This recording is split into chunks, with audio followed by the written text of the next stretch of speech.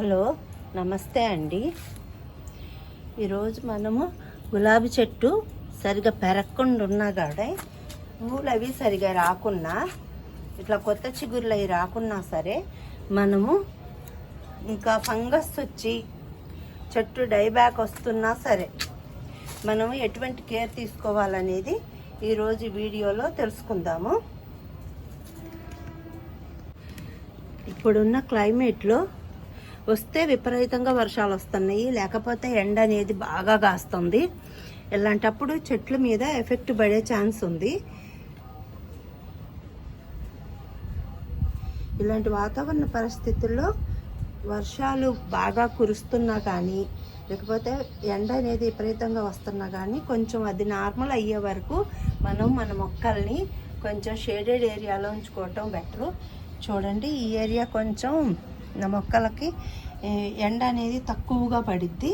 అలాంటప్పుడే మనం తీసుకోవాలి. కాకపోతే ఈ మొక్కలకి సన్లైట్ అనేది ఉంటేనే మొక్కలు బాగా పెరుగుతాయి. కాకపోతే ఒకసారి వర్షాలు విపరీతంగా పడి మళ్ళీ ఒకసారి ఎండ బాగా వచ్చే వరకు చెట్లు కొంచెం ఈ వాతావరణ పరిస్థితులకు అనుకూలంగా ఉండక ఇబ్బంది పడే ఛాన్స్ ఉంటుంది. చూడండి, ఇది ఎలాగా చిన్న ఫ్లవర్ వచ్చింది, పెద్ద పెద్ద ఫ్లవర్స్ వస్తాయి, డెకరేషన్ ఫ్లవర్స్ అన్నమాట. అవి చాలా బాగుంటాయి అన్నీ. కాకపోతే మొక్కలన్నీ బాగున్నాయి, మంచి చిగుర్లు వచ్చి బాగా వస్తున్నాయి.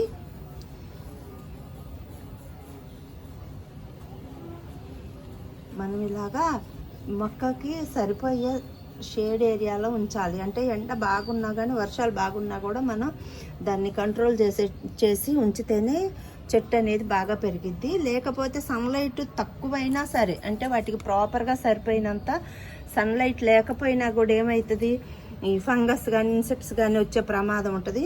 చూడండి, ఓ పక్క తింటూనే ఉన్నాయి. ఇప్పుడు ఈ వర్షాలు వచ్చినప్పుడు కామన్గా వస్తాయి ఇన్సెక్ట్స్ అనేది ఎక్కువగా ఉంటాయి ఏ మొక్కకైనా కూడా.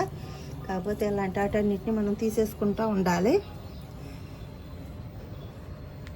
ఈ సాయిల్ కూడా ఎప్పటికప్పుడు డ్రై అవుతూ ఉండాలి. పొద్దుటే వాటర్ పెట్టేసేసారు. ఇగో చూడండి, ఇక్కడ చక్కగా కొత్త చిగుర్లు ఎలా వస్తున్నాయి, కొత్త కొమ్మలు వస్తున్నాయి. మనకి ఈ మధ్యలో ఉన్న ఈ కొమ్మ ఎండిపోయింది. మనం ఎప్పటికప్పుడు చెట్టు మొదట్లో ఏమన్నా పిచ్చి మొక్కలు ఉన్నా చూసుకోవాలి. ఇలాంటి ఎట్లా ఎండిపోయినవి ఉన్నా కూడా తీసేసుకుంటా ఉంటేనే దీని ఎనర్జీ అంతా ఎక్కువ వేస్ట్ అవ్వకుండా ఉంటుంది. ఇలాగా కొత్త కొమ్మలు వస్తాయి. ఇక్కడ అంటుగట్టిన దగ్గరే వస్తున్నాయి కాబట్టి ప్రాబ్లం లేదు. ఎప్పుడైనా సరే మట్టి అనేది బాగా డ్రై అవుతూ ఉన్నప్పుడే ఫంగస్ అనేది అటాక్ కాదు. అట్లాగే మనము ఈ చెట్టు చుట్టూ ఉన్న వీడు మొత్తాన్ని కూడా ఎప్పటికప్పుడు తీసేసుకుంటానే ఉండాలి. కొంచెం మట్టిని కూడా తవ్వుకుంటూ ఉండాలి. కాకపోతే ఇప్పుడు నేను వాటరింగ్ చేశారు కాబట్టి నేను దీన్ని తవ్వట్లేదు. కాకపోతే ఎప్పటికప్పుడు ఇట్లాంటి పాడైపోయినాయి ముదురు లీవ్స్ అన్నీ తీసుకుంటేనే మనకి కొత్త చిగుర్లు అనేవి వస్తూ ఉంటాయి. ఇదిగోండి, ఇక్కడ కూడా బ్లాక్ వచ్చింది. ఇలాంటివన్నీ మనం తీసేసుకుంటూ ఉండాలి ఎప్పటికప్పుడు. మనం దీన్ని అట్లాగే ఇప్పుడు ఇక్కడ ఉన్నాయి, ఇక్కడ ఫ్లవర్, ఇక్కడ చిగురు వస్తుంది. రాకపోతే మాత్రం ప్రూన్ చేసుకోవాలి. ఎప్పటికప్పుడు లైట్గా ప్రూన్ చేసుకుంటూ ఉంటేనే కొత్త కొమ్మలు వస్తూ ఉంటాయి, కొత్త చిగురులు వస్తాయి. ఇగో ఇక్కడ ప్రూన్ చేసిన దగ్గర నేను ఇంతకుముందు పసుపు పెట్టాను. చక్కగా దాని ఇది డైబ్యాక్ రాకుండా ఏమైంది, దాని పక్క నుంచి కొత్త చిగురు వస్తుంది.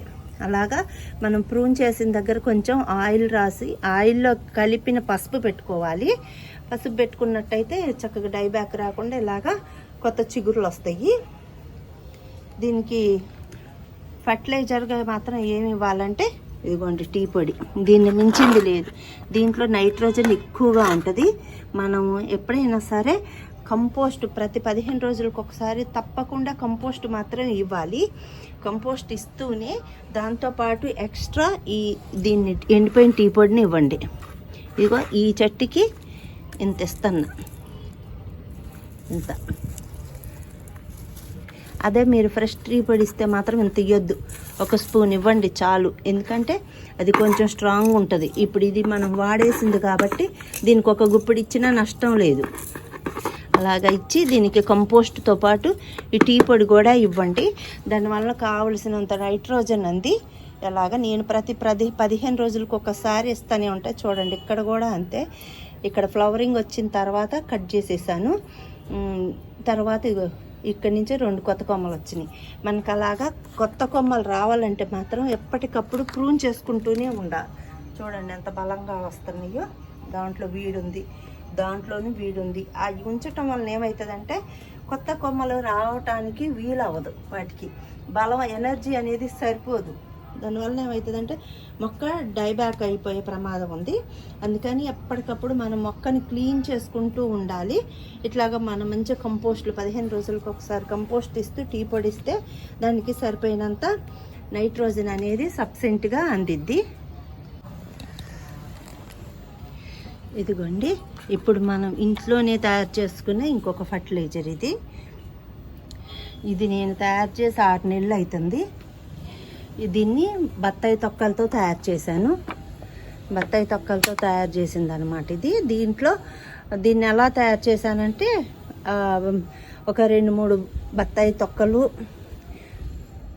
ఈ బాటిల్కి సరిపోనైతే ఒక 2 బత్తాయి తొక్కలు, ఒక 50 గ్రాముల బెల్లము తీసుకొని దీని నిండా వాటర్ పోసి పెట్టుకున్నాను.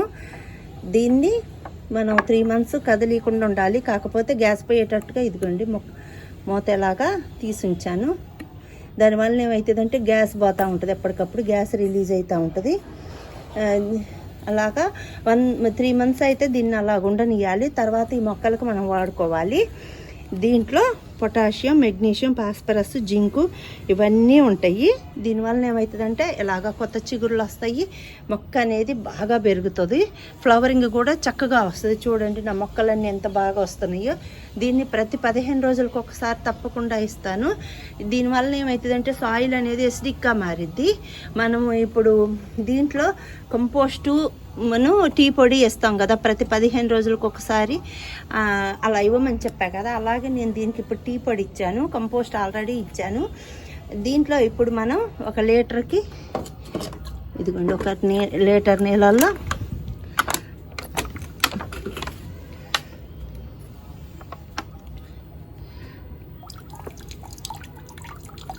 చాలు ఒక 5 ml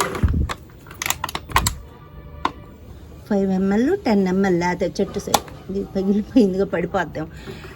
5 ml 10 ml మన కొంచెం మొక్క సైజుని బట్టి ఇలాగా ఇవ్వండి. అన్నిటికీ వాటరింగ్ ఇచ్చి ఉన్నాయి కాబట్టి నేను కొంచెం ఇస్తున్నాను అన్ని మొక్కలకి.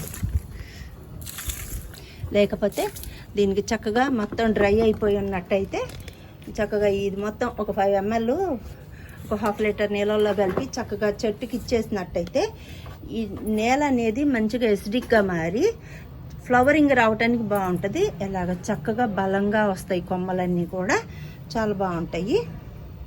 దీన్ని తయారు చేయటం చెప్పాను కదా, బెల్లము వాటర్ అన్నీ వేసి ఇవ్వాలి.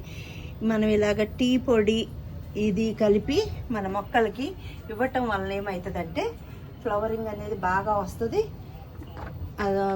కొత్త చిగుళ్ళు కొత్త కొమ్మలు అనేవి బాగా వచ్చి మంచి ఫ్లవరింగ్ వస్తుంది. రిజల్ట్ అనేది చాలా బాగుంటుంది. ఇంకా మనం ఎప్పుడు చెప్పుకున్నట్టే దీనికి బేకింగ్ సోడా, ఈ ఫంగస్ పోవటానికైనా ఈ ఇన్సెక్ట్స్ వలన చెట్టుకి ఏదైనా ప్రమాదం ఉంటే మాత్రం లీటర్కి ఒక 30 స్పూను, అంటే ఫుల్గా వేయొద్దు, తక్కువగా. మరి ఎక్కువ వేసుకున్నట్టయితే మాత్రం చెట్టుకి ఎఫెక్ట్ పడిద్ది. మ్యాక్సిమం మీరు వేప నూనె స్ప్రే చేయండి. ఒకవేళ అది దానివల్ల ఎఫెక్ట్ సరిపోవట్లేదు, దాని ఎఫెక్ట్ సరిపోవట్లేదు అనుకుంటే మాత్రమే మీరు బేకింగ్ సోడాని స్ప్రే చేయండి. కానీ టూ మచ్గా మాత్రం బేకింగ్ సోడా స్ప్రే చేయొద్దు. అలాగా చక్కగా స్ప్రే చేస్తే దీనికి ఏమైనా ఇన్సెక్ట్స్ ఉన్నా కానీ ఆకులు ఎండిపోతున్నా కూడా ఇది చూడండి. ఇంకా అంటే ఇప్పుడు మన దానికైతే ఎటువంటి ఆకులు ఎండిపోయి లేవు. ఒకవేళ అలాగా ఆకులు ఏమైనా ఎండిపోతున్నా కూడా డయింగ్ ప్రాబ్లం వచ్చినా కూడా బేకింగ్ సోడా అనేది బాగా పనిచేస్తుంది. అది ఇట్లాగా ఫంగస్ ఇన్సెక్ట్స్కి వాడుకోండి. ఓకే ఫ్రెండ్స్, ఈరోజు నేను 2 చెప్పాను. మనం కంపోస్ట్లో కలిపి టీ పొడి ఇవ్వండి. ఇది మంచిగా మనం తయారు చేసుకునేది బెల్లం కలిపి అది నిల్వ ఉండే కుందికి బాగా రిజల్ట్ ఇంకా బాగుంటుంది దానికి.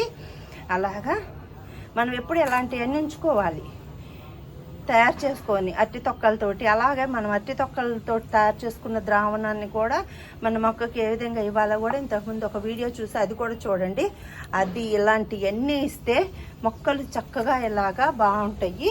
మనం ఎలాంటివన్నీ వేస్ట్గా పడేసే వాటితోటే మనం ఈ ద్రావణాలు చేసి పెట్టుకుంటున్నాము, కానీ అవే ఈ మొక్కలకి మంచి అమృతంలాగా పనిచేస్తాయి.